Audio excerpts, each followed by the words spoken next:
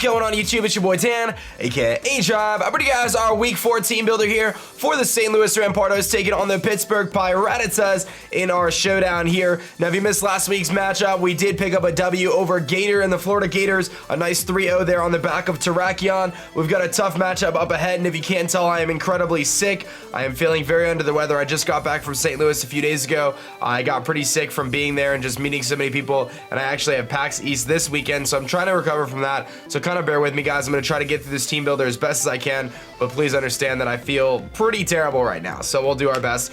But Tup's team, he's got a Tapu Koko, 130 base speed, very, very big threat, of course, setting that electric terrain.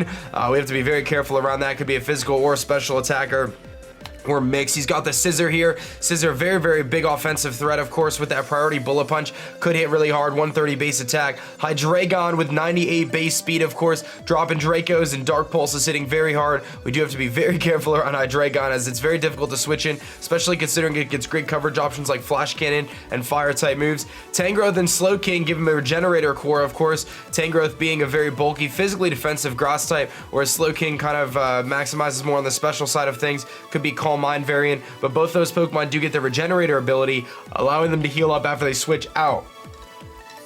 Perhaps one of Tup's biggest threats is going to be his Nidoking. Nidoking, of course, rocking potential Sheer Force Life Orb, allowing it to hit very, very hard with a number of different coverage options like Ice Beam and Thunderbolt, Sludge Wave and Earth Power. It's very difficult to switch into, and we don't have many options to deal with Nidoking. He's got a Hitmontop, of course, the nice little Capoeira Pokemon, Hitmontop, as he likes to call it, his Rapid Spinner and Hazard Remover, aside from Defogging Scissor. So we do know that's his way to get rid of hazards. If he decides to not bring Hitmontop, then that's nice. We could definitely set up our rocks and not have to worry too much. He's got that Chandelure, excuse me, as you can tell, I'm very sick, so bear with me here.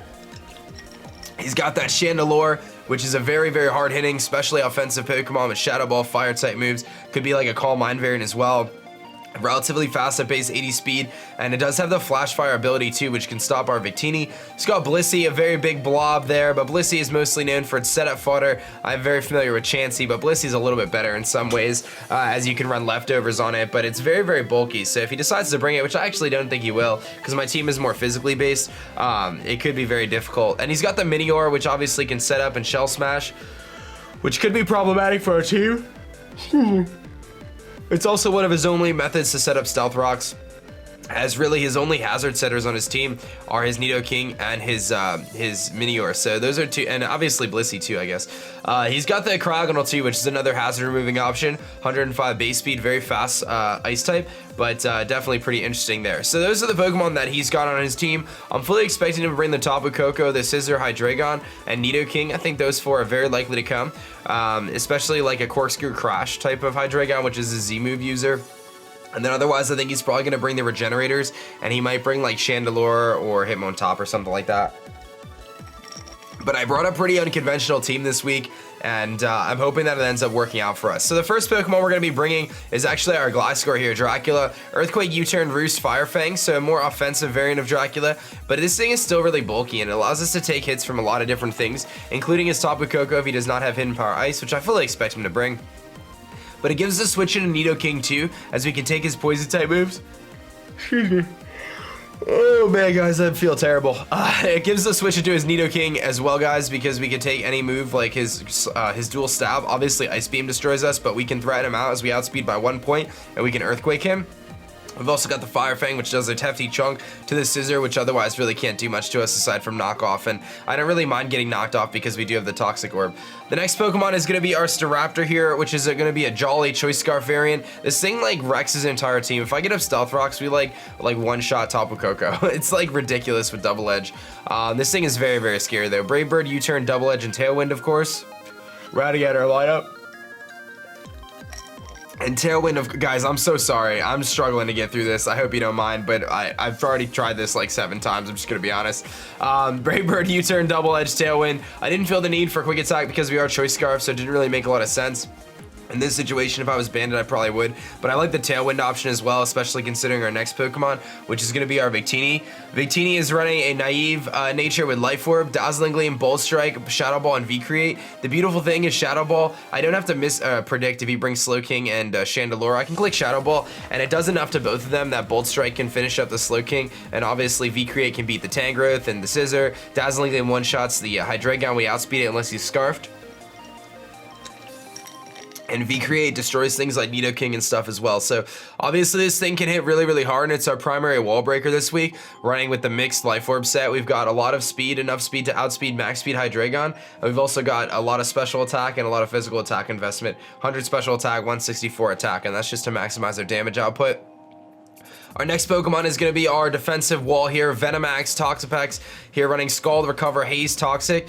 This thing is actually mostly specially defensive, allowing me to take hits from Hydreigon. I could take Draco Meteors. I can definitely take some hits from the Nidoking as well as pretty much anything from Slowking. As well as anything from Slowking. This is the worst video ever. It is what it is, guys. There's nothing I can do about it. But yeah, Haze is there to stop him from setting up with Scissor and stuff like that. I can also sponge hits all day. Like, Specs, Chandelure Psychic, like, barely even does anything. So, we could really take those hits from pretty much everything on his team. Obviously, Nidoking is a bit of a problem, and he could hit us really hard with his Tapu Koko, but I felt that Venomax was really valuable on this team, and it should match up pretty well and allow me to sponge some hits and switch out. We're actually bringing our Rolex for the first time this season. We're bringing max HP, max special defense Steelix with Stealth Rock, Earthquake, Toxic, and Roar with the Shuka Berry, allowing us to take Earth Power from Hydreigon and Earth Power from Nidoking better. This is our primary rocker and our designated lead setup, and the nice thing is we can actually take an Earthquake, or an Earth Power and an Ice Beam from Nidoking and still barely live by just a tiny sliver of health. So that's really clutch, and we should really be able to get up our Stealth Rocks. This gives me a good switch into Tapu Koko, especially if he's not U-turn and he brings Volt Switch instead. I can Toxic things and roar them out if he tries to set up on me, and getting up my Stealth Rocks is going to be really important. As I said, that chip damage is going to make a huge difference with Calcs with things like Staraptor. And last but not least, we've got our Golisopod actually bringing it again. I didn't know how much use I would get out of this thing, but I actually like it in this matchup considering the priority that it offers. Aqua Jet, Leech Life, Liquidation, First Impression. Liquidation can two-shot with the Mystic Water on things like Scissor, which is pretty clutch. We've got enough speed to outspeed Blissey, speed creep over the Blissey, and we obviously outspeed Tangrowth and Slowking too, which is really nice. We could also Aqua Jet things like Nidoking and Tapu Koko and Chandelure and do a tremendous amount to them, and also give ourselves a priority option for Minior in case he decides to set up, but I think things like Steelix will be able to keep that at bay. Alright guys, well that's gonna be that. As you can tell, things aren't really going too well for me. I really don't feel too well, so I hope you enjoyed this team builder. Thanks for sticking with me. I hopefully will pick up a win against OldManTup, and otherwise I hope I feel better next week. Thanks so much for watching, guys. That's gonna be it for me, guys. My name is Dan. I'll also go by aDrive, and I'm gonna catch you guys later. Peace.